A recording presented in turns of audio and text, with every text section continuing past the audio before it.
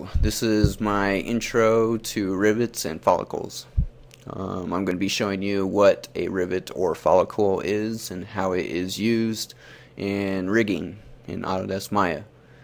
And it's going to be really cool because this is a really versatile rig. You can get really creative with this and make some really cool things, up to noodle arms, real stretchy, twisty spines, and things that you can't normally get with a spline IK or an FK system, driving your bone chains. So I hope you guys enjoy this. But before we can get into that good rigging stuff, we need to understand what a rivet or a follicle does for us. So I'm going to start by creating a plane, and please feel free to follow along.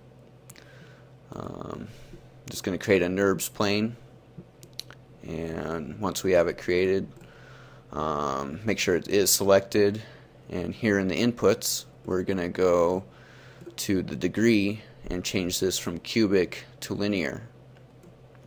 So just to give you a demonstration of what this is doing, this is what our cubic plane looks like. We got a bunch of vertexes that give us a lot of deformation possibility here. And why we're changing it to linear is because we don't want all that right now on the plane. We just want it to control by the ends of the plane. So when we change it to linear, you see here we only have the corners of the plane that have now control vertexes on them. And that's what we want for this demo. So what we're going to do now is we need to create hair along this. And so the way we do that is by hitting F5, or if I don't have it because I'm working on a really small resolution here.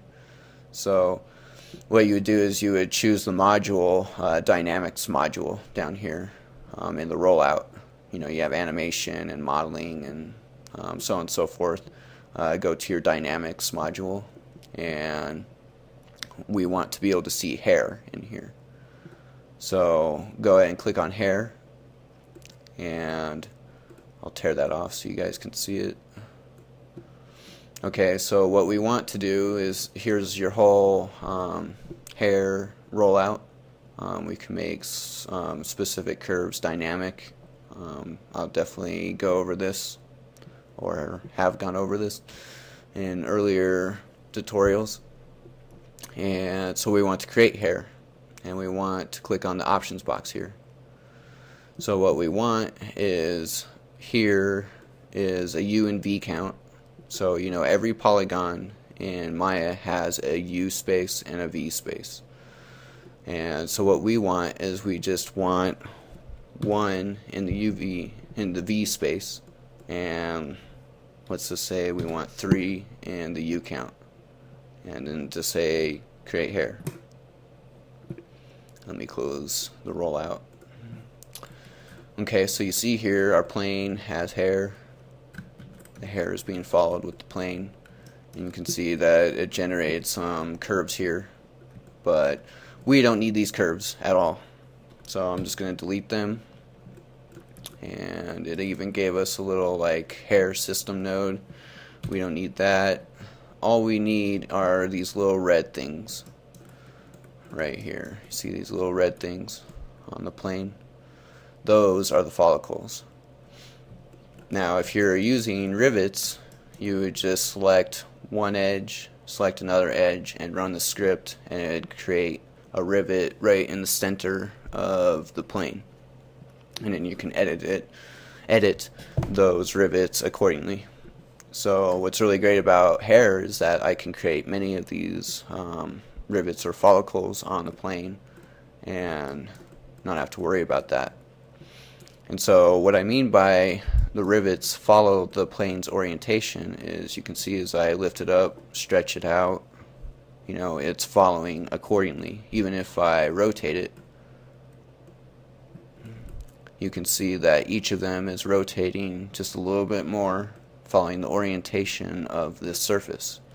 And that is really awesome. That is amazing, because now we can parent things to these follicles or rivets, and most likely what I do is I'm going to be parenting joints to these follicles, and then I'm going to be binding these joints to my actual surface of the character, so that we can control this surface, then in turn controlling the joints, which are controlling our character. So very powerful stuff, very amazing. That's just kind of an intro of what they do. You can see they're following the orientation. That's what I wanted to go over and show you, just how powerful these guys are. It might not look like much right now, but just wait until we get some joints going into this. And so look for my creating a ribbon rig and in my next tutorials, and we'll go from there. Be fun. Thanks.